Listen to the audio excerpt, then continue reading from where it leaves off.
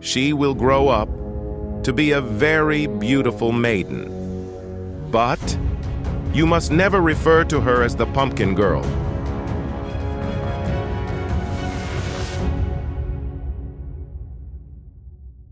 A long time ago, in a beautiful African village, there lived a rich farmer, Okonkwo, who had many servants and 2 wives, Ego and Ngozi. Ego had 2 children, Opara and Nonye. Ngozi had none. She was always sad because Ego would always taunt her for her childlessness. However, a day came when Ngozi could not take it anymore. It was during the harvest season. Okonkwo had raked in a great harvest of crops, the fattest yams, fresh corn, cassava, and assorted fruits. After he took out what was to be sold and stored, he gave portions to his wives. To Ngozi, he gave twice the portion he gave Ego, because he loved her more and felt pity for her childlessness. Ego was upset, but she held her peace in their husband's presence. But when the 2 women were alone, Ego told Ngozi, "You think eating plenty yams will put a child in your dead womb? I came to meet you in this house. I've given birth twice. You continue to eat yam, useless woman." The words pierced through Ngozi's soul like poison knives. She wept all through the night. She saw herself as useless to her husband and to the community. She had no reason to live anymore. She decided to end it all before dawn, but she would do so by her mother's grave. She had to talk to someone, dead or alive. Mama Ngo's grave was 30 minutes away in her late husband's compound, now her only son's compound. Ngozi snuck quietly into the compound. The place brought back childhood memories. She could still hear her mother singing to her and her brother while she told them moonlight stories. Ngozi settled by her mother's grave and wept. She whispered through her sobs, "Mama, life has been unfair to me. Life has only brought me shame. I want to come and be with you." She brought out a small medicine bottle from her wrapper. She opened the bottle and tries to drink the content. Then someone called her name. She froze in shock and quickly turns around to see an old woman with long gray hair. "Who are you?" she asked in fear.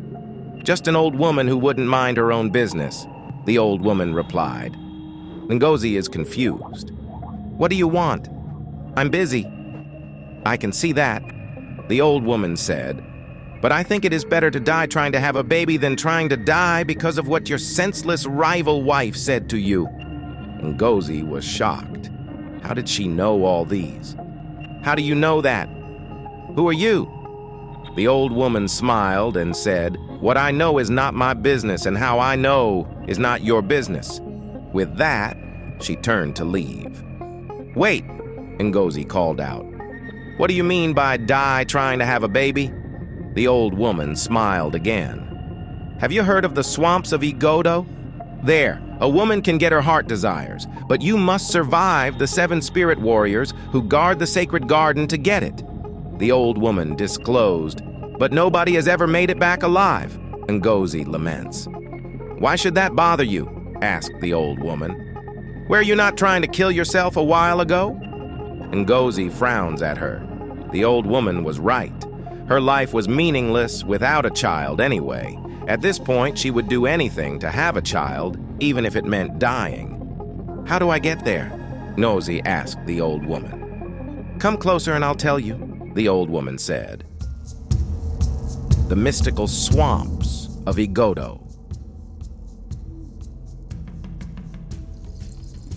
Ngozi, hiding behind a giant cocoyam leaf, couldn't believe what her eyes were seeing. Only in her mother's stories had she heard of a place as supernatural as this. She had followed the old woman's instructions. After chanting the words she taught her, Ngozi had found herself on Magical Path Road. She had kept herself hidden, traveling between the bush shrubs as the old woman instructed her. She was now at the first spirit warrior's post and began to walk boldly towards the large mystical creature. In all the old woman had taught her, she warned against showing fear of death. After all, Ngozi wanted to end her own life. What is the worst that could happen? As she came closer, the spirit warrior charged at her, enveloping her with thick, dark smoke. When the smoke cleared, there was Ngozi, unfazed and chin arched with resolve. The spirit warrior was shocked. "Who are you? I sense no fear of death in you. Those who come here usually have something to live for, something that makes them afraid of death," said the spirit warrior. "I do have something to live for," said Ngozi. "It is behind you on the other side. You must let me pass." "Aha!" said the spirit warrior. "The sacred garden is what you seek. Then a spirit's riddle you must speak. But be careful, if you get my riddle wrong, you will be turned into a pile of dung." "Say your riddle," Ngozi challenged him. The spirit warrior filled the place with black smoke again as he gave his riddle. "What does man love more than life and fear more than death? What does the poor have and the rich require?" Ngozi was calm and silent. "Answer me!" roared the spirit warrior. "Your answer!" Ngozi said calmly, "Is nothing. Man love nothing more than life and fear, nothing more than death. The poor has nothing, and the rich require nothing." The spirit warrior was shocked. She had answered his riddle. "How did you know the answer to my riddle?" he asked. "What I know is not my business, and how I know is not your business," Ngozi replied. With that, the spirit warrior stepped aside and allowed her to pass. Ngozi continued on her way and soon came to the post of the second warrior, the fire maker, so Ngozi was told. He glared at Ngozi as she approached without fear. The spirit warrior brought out great fire. It burned everywhere, but Ngozi remained calm. "What do you seek in the sacred swamp?" the fire maker demanded. "Speak up, or my fire will consume you." "Your fire is nothing compared to my desire," said Ngozi. "My yearning burns hotter than your flames." "Then your desires will be tested," said the fire maker, "and your yearning put on trial. If your heart is not pure, you will have sicknesses without cure." Ngozi was alarmed to hear this. The old woman never told her of this. She didn't know if her heart was pure. All the time she ever wanted children was to spy to Ego, her rival wife. Was that pure? "Do you still want to proceed, or have you way-hid your heart and found yourself wanting?" asked the spirit warrior. Ngozi was silent. For the first time, she had become afraid. I will proceed," said Ngozi. "I have come this far already." "As you wish," said the spirit warrior. And with that, he enveloped Ngozi with refiner's fire to test the content of heart. Ngozi screamed in agony as the fire searched her soul. She fell and collapsed to the ground. The fire maker watched on. Then Ngozi rose up to her feet and stood before him. The fire had weakened her, but her resolve remained. "You survived it," he said to her. "Yes," Ngozi said. "I desire a child not to spite my rival wife, but to show her love, as my mother showed me." "Well done," said the spirit warrior, "but be warned. The next warrior you'll meet, solving of riddles and good intentions cannot persuade him." And with that, the fire maker stepped aside and allowed her to pass. Ngozi continued on her journey and came to the last post guarded by the third spirit warrior. As soon as they saw her, a terrible thunderstorm broke out. Lightning bolts zapped everywhere. Ngozi quickly took cover under a giant cocoyam plant. She was terrified. The old woman and the second spirit warrior had warned her about this one, the furious spirit warrior of thunder and lightning, the one who was hard to pacify. The thunderstorm continued to rage, destroying all the plants. Soon, it would destroy Ngozi's cocoyam and Ngozi herself. She had to do something. But what? The old woman had said a solution will come to her in the moment. With a deep breath, she summoned all her courage and stepped out from her hiding place. "Stop!" she shouted over the roaring thunder. "I come in peace, seeking the blessing of the sacred swamp." The spirit warrior halted his onslaught, surprised by Ngozi's boldness. "Why should I grant you passage when you dare to challenge my wrath?" he thundered. "I seek not to challenge, but to understand. I know the power of the storm, but I also know the calm after it. I seek balance, not conflict." Ngozi pleaded.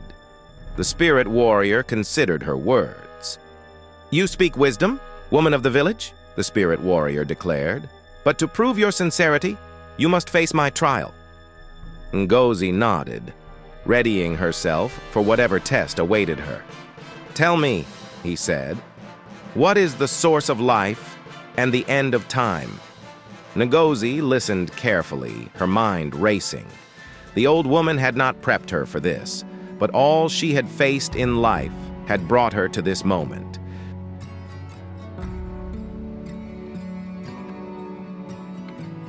She closed her eyes and spoke with conviction.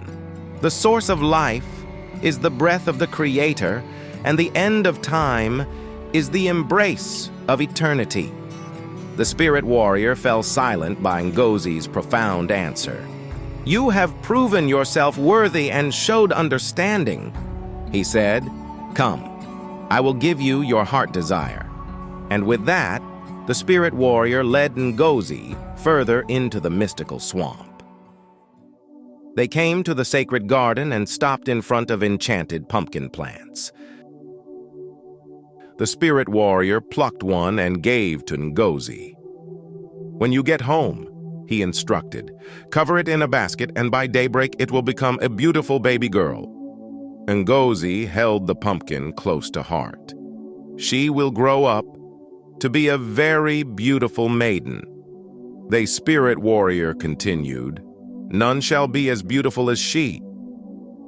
"But," the spirit warrior paused to warn, "you must never refer to her as the pumpkin girl. Do you hear?" "Yes, sir," Ngozi replied. "The day anyone calls her the pumpkin girl, she will return to this swamp and you will never see her again." Ngozi promised him, "No one will even know where she's from, so no one will call her the pumpkin girl."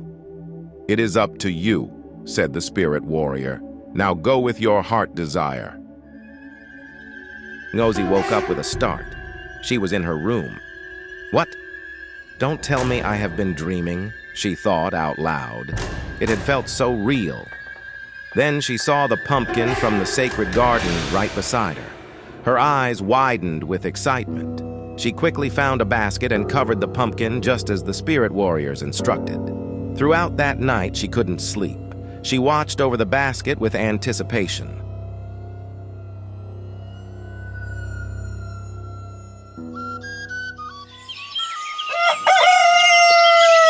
The loud crow of the cock woke her with a start. It was daybreak and she had dozed off watching the basket. She quickly rushed to the basket and opened it. There was the most beautiful baby girl Ngozi had ever seen. Ngozi held her close to her chest, tears of joy flowing down her cheeks. "I will love you as my mother loved me. Your name will be Nneka," Ngozi said, squeezing the baby tight. The beautiful village stirred to life as the dawn ushered in the morning. Ngozi stepped out of her hut with baby Nneka. What a beautiful morning it was for a new beginning.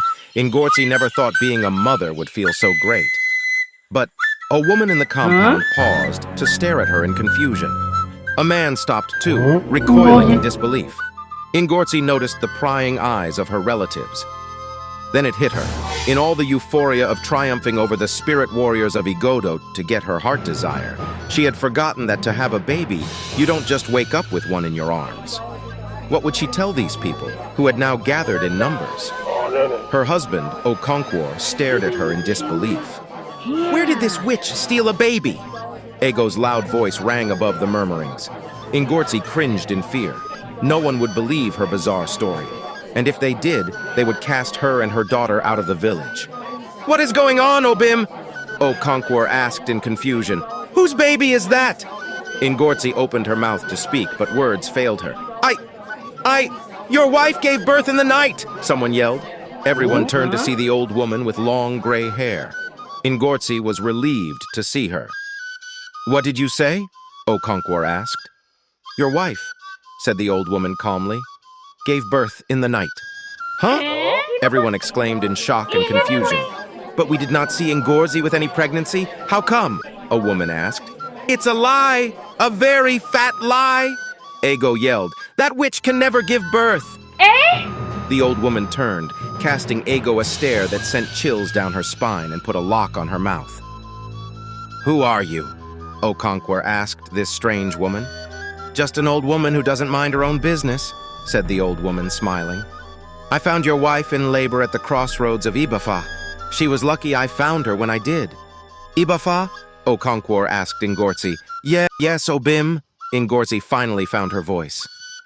I ran away last night when I could no longer take Ego's mockery," Ngorzi recounted. But you didn't look pregnant." Okonkwo still confused by all these. "You ask a lot of questions," chided the old woman, "for a man whose beloved wife just put to bed."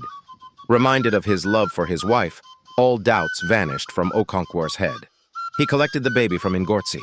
His heart welled up with emotions. "She has green eyes like my grandmother." Okonkwo smiled. "Her name will be Nneka," Ngorzi cut in. "Yes." Okonkwo gasps. "How did you know?" "Our heart is one, Obim." And they both chuckled like two lovebirds. Ego was flushed with indignation. This woman kept stealing all the affections of her husband. Now that Ngorzi had a baby, Okonkwo won't even look at her. While Okonkwo made elaborate plans to celebrate the birth of his child, Ego's mind was racing. How was this possible? How could that male witch Ngorzi be pregnant with a flat belly and give birth all in one night? It made no sense. Everyone had lost their senses. She would get to the bottom of this herself. The crossroads of Ibafa, where two paths meet to confuse the witless. Ego stood by the edge of the road and scanned everywhere. If Ngorzi gave birth here, then someone was bound to have heard or seen her. Thankfully, there was a small inhabited hut by the side of the road. Ego met an older woman sitting outside the hut. After exchanging pleasantries, Ego began her inquisition. "Don't be angry, madam," Ego began. "But did anything strange happen here last night?" The woman looked at her in confusion.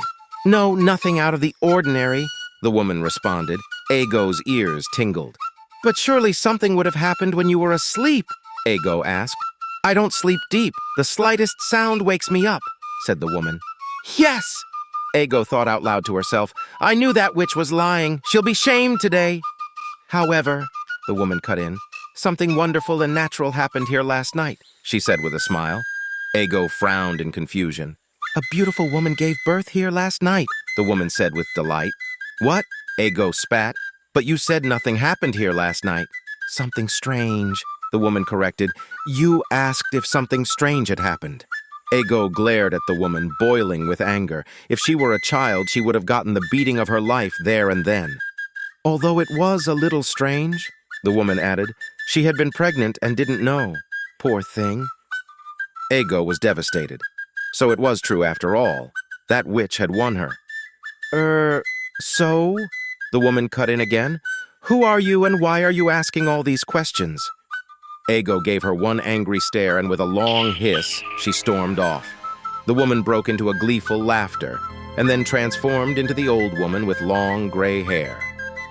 "Silly woman," she said. "Now, let the story begin," the old woman said with a wry smile. And so, we begin the story of Nneka, the pumpkin girl, and her estranged sister, Nonya, innocent daughters of the same father who inherited their mother's war.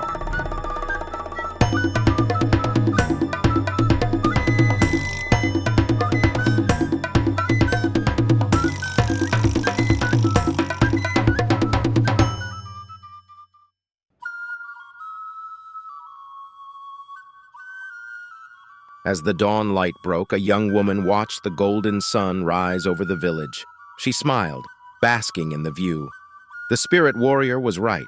Nneka had grown into a very beautiful maiden whose beauty rivaled the splendor of the dawn. Her brown skin glowed like polished mahogany. Her beautiful green eyes, pools of liquid emerald, reflecting the depths of her compassionate soul. Besides beauty, it was Nneka's kind heart that endeared people to her. She tended to the sick and weary, offering healing with her unusual knowledge of herbs. Ngozi had kept her promise. She'd raised Nneka with abundant love. Everyone in the village loved Nneka. Everyone except Ego and Nonye. "The herb princess and her admirers," Nanya scoffs. "One would think she's the daughter of a dibia." Ego smiled proudly. Nanya had her fighting spirit. "She's no match for you. You surpass her in everything, my child." "But mother, everyone likes her more than me," complained Nonya. "Not everyone, only the servants," Ego said with disdain. "You are a princess, that's why prominent people love you." Nonya's eyes lit up with excitement. "I can't wait for the prince to return," she said. Ego smiled. "And I can't wait for you to be his wife and the future queen of this kingdom," Ego assured her. "Oh, mother, will that really happen?" Nonya asked in desperation. "Of course," Ego said with confidence. "The queen has given me her word." "Oh my God, I can't wait! I can't wait!" Nonya exclaimed. "I will be the queen's mother." Ego smiled deviously. "And Ngozi will be beneath me." The next day was the beginning of the harvest week. Everyone was busy in the farm until the Oja was heard playing a happy royal tune. The prince, the long-awaited heir to the throne, had returned home after spending years with his mother's brother. Many had gathered to receive the prince with singing and dancing. Nonya was there, beaming ear to ear. Her prince had finally returned. Nneka was somewhere else in the crowd. The prince was indeed handsome, but she would be in serious trouble with Nonya and her mother if she desired him. But then, Prince Kamsi saw her. Their eyes met. He froze at her beauty. Nneka couldn't help but blush under his gaze. There was something about him that stirred her heart in ways she couldn't explain. Nonya froze in horror seeing what had transpired. "My son is back," said the queen as she embraced Kamsi. "Welcome home, son," said the king. Then Kamsi searched the crowd, but Nneka was gone. Chuka, the childhood friend of the prince, watched with mixed emotions. He had noticed what transpired between the prince and Nneka. The prince's return would now make things worse for him. Even with his palm oil trading father's wealth, he was still having a hard time competing with eligible bachelors for Nneka's hand in marriage. He needed to act fast. Nneka had been too stubborn, playing hard to get, whereas any maiden in the village would die to have him.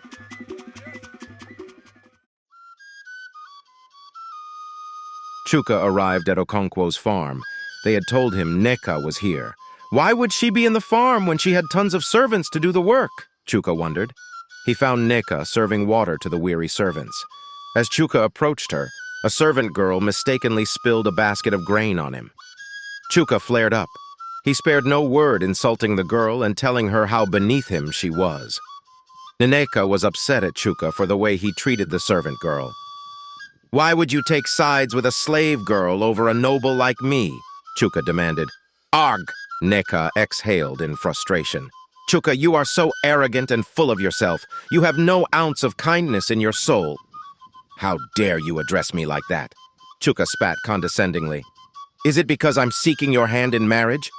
Do you know who I am?" "Chuka, let me make it clear to you here and now," Nneka declared. "I would never ever marry a man like you, whose privileged upbringing had only served to make him arrogant and entitled." Chuka was furious. He stormed off. Not only had Nneka rejected and humiliated him, but she did so in the presence of those peasants. He vowed in his heart he would make Nneka pay for this. As the celebrations wound down and the sun prepared to retire, Prince Kamsi walked down the lonely bush path.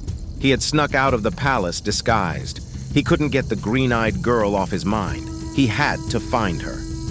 As he strolled along the path, Kamsi's attention was suddenly drawn to a peculiar noise emanating from the bush. Intrigued, he approached cautiously. To his surprise, he discovered a strange antelope caught in a tree root, its eyes pleading for mercy. "Please help me," the antelope pleaded, its voice surprisingly human. Kamsi was bewildered by the talking antelope, yet felt sorry for it and decided to help. However, as he freed the antelope, the root wrapped around his arms in a cruel twist of fate, and, in an instant, the antelope turns into a man, a dibia. Kamsi was shocked. "You tricked me!" Kamsi cried out. "No, I assure you," the dibia pleaded with Kamsi. "This is no trick of mine, but fear not. When you're in trouble, I promise to save you with my life." Kamsi looked at him in total shock. "Hello?" said Kamsi in frustration. "I'm in trouble right now. Get me out of this trap." "Your help is on the way," the dibia assured Kamsi. "What?" Kamsi asked in confusion. "I must go now. You will thank me later, I promise," the dibia said hurriedly. "No, wait!" But the dibia disappeared into thin air. Kamsi couldn't believe his eyes. "Is this how these villagers are?" he asked in despair. It so happened that Nneka had come to the bush to get herbs to heal a sick friend. She heard someone calling for help inside the bush. She rushed in to help, but saw a man bent over with his body trapped in tree roots. She was alarmed. "The Witcher's trap!" Nneka exclaimed. "Please help me," begged Kamsi, still bent over. "This is no ordinary trap, it is black magic," Nneka explained. "What?" exclaimed Kamsi. "That treacherous dibia bewitched me." "Wait for me, I'm coming," Nneka said. "No, don't go, please," Kamsi begged, but Nneka had already rushed off. "They keep running off," said Kamsi in disappointment. After a short while, Nneka returned, carrying a herb in her hand. She muttered some words and squeezed the juice over the trap. Immediately, it set Kamsi free. And for the first time, he saw Nneka, the girl with the green eyes. Nneka gasped to see Prince Kamsi. "The first time I saw you, you stole my heart. The next time I see you, you saved my life. What are the odds?" the prince said. Nneka blushed again under his gaze. This man could really stir her heart in ways she couldn't explain. "You'll put me in trouble," Nneka said coyly. "Why?" Kamsi asked, smiling. "My sister," Nneka said. "She's been picked to marry you." Kamsi smiled. "Damsels are picked, but the prince has made his choice," said Kamsi. Nneka smiled, and in that moment, amidst the hushed whispers of the forest, a bond was formed between them.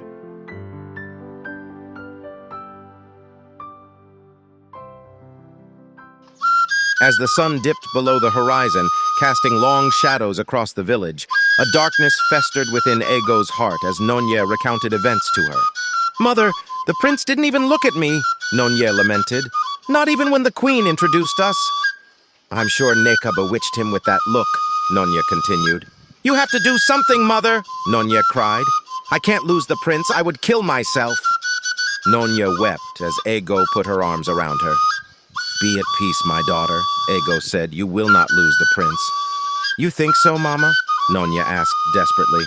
Ego held her close reassuringly. "I know so, my daughter," Ego said, comforting her daughter, but in her heart, she knew Nneka was a threat to her daughter's happiness. That night, when everyone was asleep, Ego snuck out of the compound. She walked alone on the bush path, her heart heavy with malice and determination. Unable to bear the thought of Nneka standing in the way of her daughter's happiness, Ego had resolved to seek the help of a powerful dibia who resided deep within the heart of the forest. But little did she know, she was stirring the hornet's nest. Ego stepped forward and threw the pumpkin gourds at Nneka. "Pumpkin girl!" she screamed. Immediately, Nneka slumped to the ground. She turned into a pumpkin and vanished. Ngozi screamed in anguish. Ego stared in shock. She didn't expect that to happen.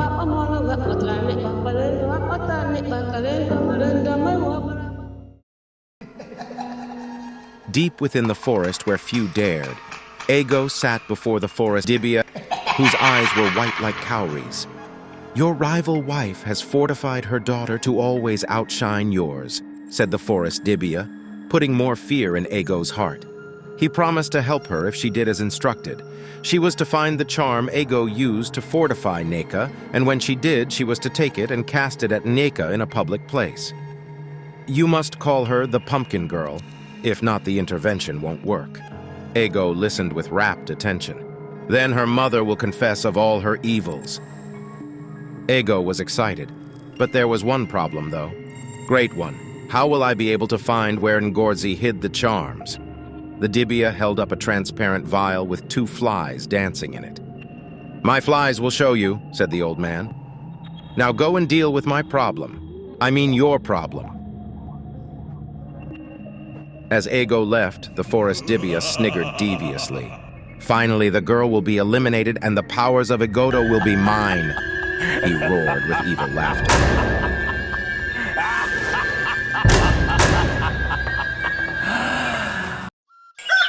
Just as the dawn ushered in the day, Ego returned to her hut.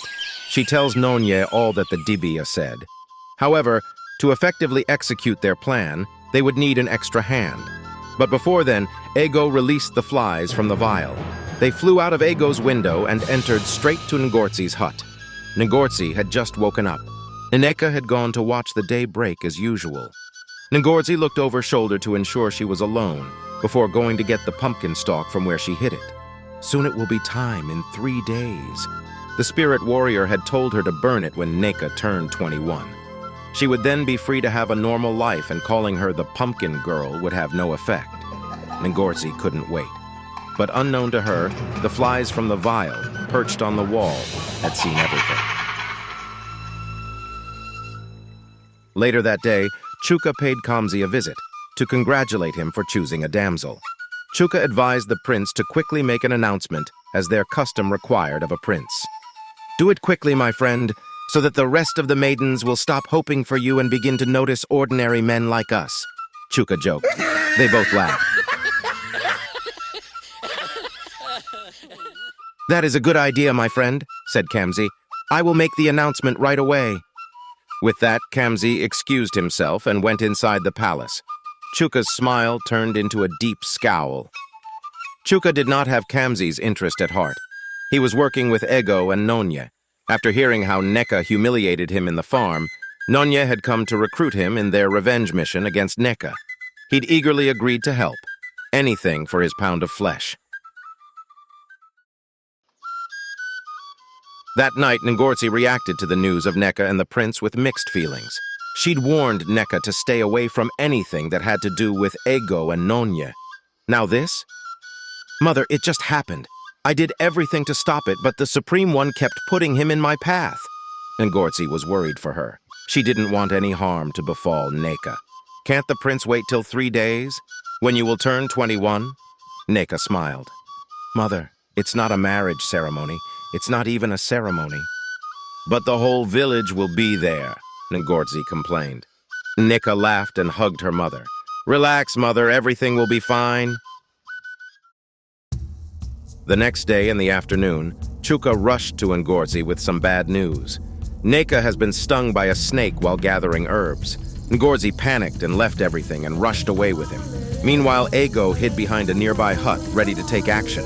With Ngorzi gone, Ego dashed into Ngorzi's hut. She found the pumpkin gourds where Ngorzi had hid them. Thanks to the forest dibia's flies, now she'll put a stop to Ngorzi and her evil daughter. As the evening drew close, the palace had teemed with guests. Okonkwo and his family were present. So was the king and his family. The king had called the meeting as custom demanded. His son had chosen a damsel and needed to make the announcement publicly. Kamzi then revealed the damsel he'd chosen, Nneka, the daughter of Okonkwo, the rich farmer. Okonkwo beamed with pride.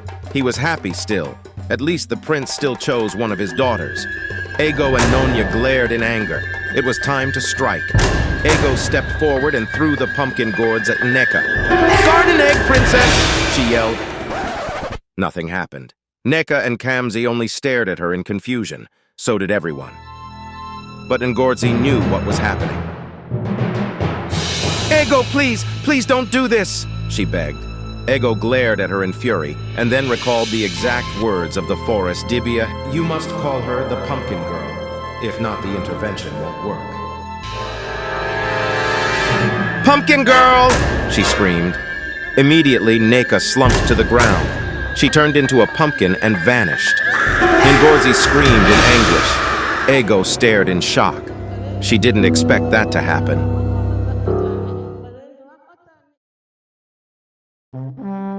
There was commotion as Ego was immediately arrested for bewitching Nneka. Chuka snuck away from the scene before they could implicate him. Kamsi was devastated. The king was furious. He immediately sentenced Ego to death by stoning. But Ngozi intervened before the guards could take her away. "Ego did not kill my daughter," Ngozi said. "She only sent Nneka back to where she came from." Everyone looked at her in confusion. Just then, a thunderblast hit the palace, blowing up the place. The evil Dibia appeared raging with thunder. Ego stared at him in confusion. "Thank you, Ego, for taking away our obstacle. Now I can exact my revenge on this wretched village." He laughed again. "I now possess the powers of the spirit warriors," he thundered, as lightning bolts zapped from his body. Ego was scared. This is not what she wanted. "Why are you doing this?" she cried out. The scared king replied her instead. "He's Orzor, the evil Dibia, who was banished from this village. Your envious heart has set him free, and now we're all doomed." Ego could not believe her ears. Nonya was scared. "What have we done, mother?" As the forest Dibia continued to wreak havoc on the kingdom, Kamsi tried to help some children to safety. While hiding behind a big tree, he sees the Dibia in red, who was trapped in a tree. "You!" Kamsi exclaimed. "I told you I'd come when you were in trouble," said the Dibia. "Please help us, the whole kingdom is being destroyed," Kamsi begged him. "Come with me, there's no time to waste," the Dibia in red said, and whoosh, they both disappeared. The swamps of Igodo on this day did not bubble with life when the two men appeared. Kamsi was shocked to be here. "What happened and where are we?" "We're at the swamps of Igodo," said the Dibia. "Welcome," said the spirit warrior of lightning. Kamsi was taken aback at his sight. "My brothers and I have been waiting for you," said the spirit warrior. The two men and the spirit sat down in the sacred garden as the spirit warrior recounted events to Kamsi. Orzor the evil Dibia was once the Dibia of Kamsi's village. He was a good man loved by everyone until the village was attacked by invaders. He lost his wife in the attack. He was so consumed by grief and revenge that he ventured into black magic. He wanted all the powers of Igodo to subdue his enemies. The villagers found out and banished him from the village before he could finish his ritual. "We gave Nneka to Ngozi to restrain him from finishing his ritual," said the spirit warrior. "As long as Nneka was in the village, Orzor could not execute his plans," said the Dibia. "But Nneka is gone," Kamsi said with despair. "That is why you are here," said the spirit warrior. Kamsi was confused. Then the spirit warrior explained. After what Ego did, Nneka had returned to her origin, among the enchanted pumpkins. Kamsi would have to choose which one was Nneka. The problem was, all the pumpkins looked the same, and he could only choose once. Kamsi was overwhelmed. This was an impossible task. "Follow your heart, my son. This is your chance to bring back your love," the Dibia encouraged him. Kamsi closed his eyes. A memory came back to him. "Damsels are picked, but the prince has made his choice." Opening his eyes, he went straight for a pumpkin. They put the pumpkin under a pile of leaves. "Now we wait," said the spirit warrior. "By the stroke of dawn, we'll know our fate." It was after dawn the next morning. Kamsi woke up with a start. He rushed to the pile of leaves where the Dibia waited. "Has she turned?" Kamsi asked in desperation. "You are the only one who can open it," said the Dibia nervously. Kamsi was nervous. It was just the two of them. Kamsi then scattered the leaves, but there was nothing beneath it. It can't be," said the Dibia in fear. Kamsi was devastated. "I chose the wrong pumpkin," Kamsi said, sitting on the ground. "Kamsi," a mellifluous voice called his name. Kamsi turned in haste, and there was Nneka, even looking more beautiful and radiant. Kamsi held her in his arms. He was happy, relieved, and grateful to see her alive again. "Stop crying, my love. What happened? What are we doing here?" Nneka asked Kamsi. "All will be revealed on our way back to the village." The Dibia cut in. "We must go at once." The kingdom was still under attack when the Dibia teleported Kamsi and Nneka back. "Get to your father's compound and stand in the middle of it," the Dibia instructed Nneka. Nneka ran at the speed of light, dodging lightning as she went. The forest Dibia saw her. "What?" he exclaimed in shock. "Impossible!" He sent a lightning bolt to Nneka, but the Dibia in red intercepted it. This infuriated the forest Dibia. "All right then, I'll burn you all." He then produced fire, getting ready to rain it on the village. But Nneka was already in Okonkwo's compound. She dashed to the middle, and as soon as she set her feet there, all the thunderstorms ceased. The powers vanished from the forest Dibia. He yelled in devastation. And immediately the spirit warrior seized him, this time for eternal banishment.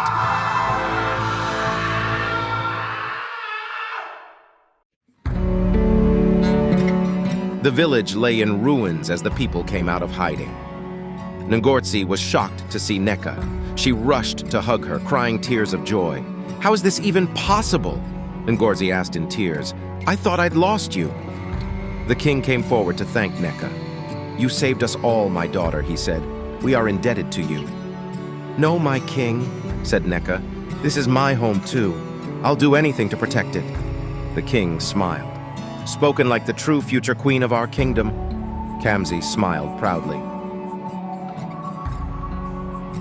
Nonya and Ego came forward full of remorse, begging Nneka for forgiveness. "Please forgive us. We did you wrong. We are sorry," Ego pleaded. Nneka forgave them, and Nonya, overwhelmed with emotions, embraced her sister. Many market days passed before the villagers were able to rebuild some of what was destroyed. However, today was not a day of rebuilding. It was a day of celebration in all the land. It was a special day. Nneka, the hero of the kingdom, was getting married to Prince Kamsi, the heir to the throne. It was a long-awaited event, and everyone rejoiced at the union. Everyone, including Ego and Nonya. As the celebrations continued, the Dibia in red stood by a tree, smiling contentedly. He transformed into the woman with long gray hair. She smiled and said, "Let the story continue."